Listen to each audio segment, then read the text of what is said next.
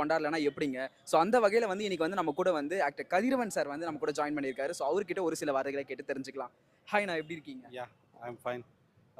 உண்மையிலே இந்த விருதுக்கு என்ன அங்கீகரிக்க கூப்பிட்டதுக்கு ரொம்ப நன்றி. உங்களை பார்த்தது ரொம்ப நன்றி.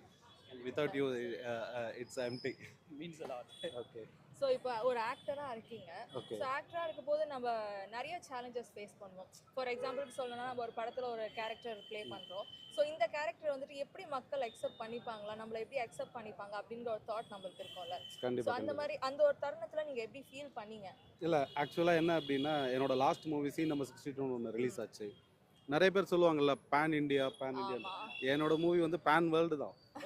ஏன்னா சவுத் ஆப்ரிக்கன்ஸு அண்டு அரேபியன்ஸு அண்டு சின்ஹாலா லாங்குவேஜ் இப்படி நிறைய இலங்கையை சேர்ந்தவங்க நிறைய பேர் அந்த படத்தை பற்றி ரிவ்யூ போட்டிருக்காங்க.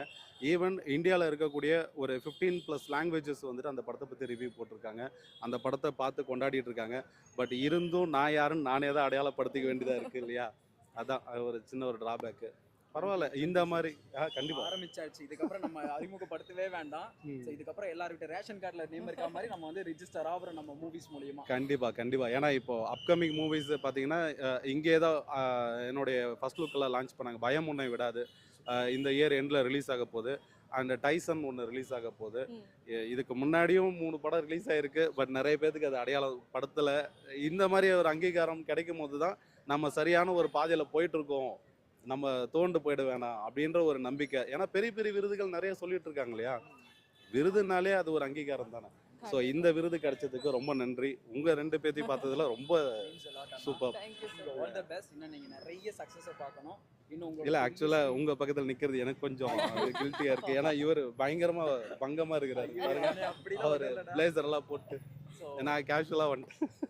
கேஷுவலா உங்களோட இருக்குது. மூவி வந்து பெருசா இங்க ஆடியோ லான்ச் இதே பிரசாத் லேப்ல நம்ம பண்றோம். கண்டிப்பா, நான் கண்டிப்பா. போஸ்ட் பண்றேன். கண்டிப்பா. கண்டிப்பா விடுறோம்.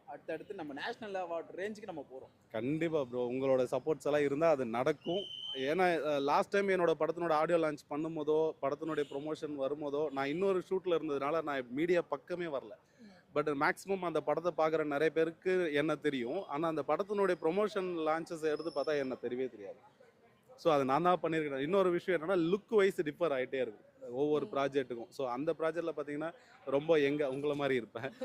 இப்போ இந்த ப்ராஜெக்டில் கொஞ்சம் மெச்சூர்டாக இருக்கேன். ஸோ அது மாறிட்டே இருக்குது. தேங்க்யூ. ஸோ கண்டிப்பா இந்த 2026ல வந்துட்டு உங்களுக்கு இன்னும் நிறைய படங்கள் கிடைச்சு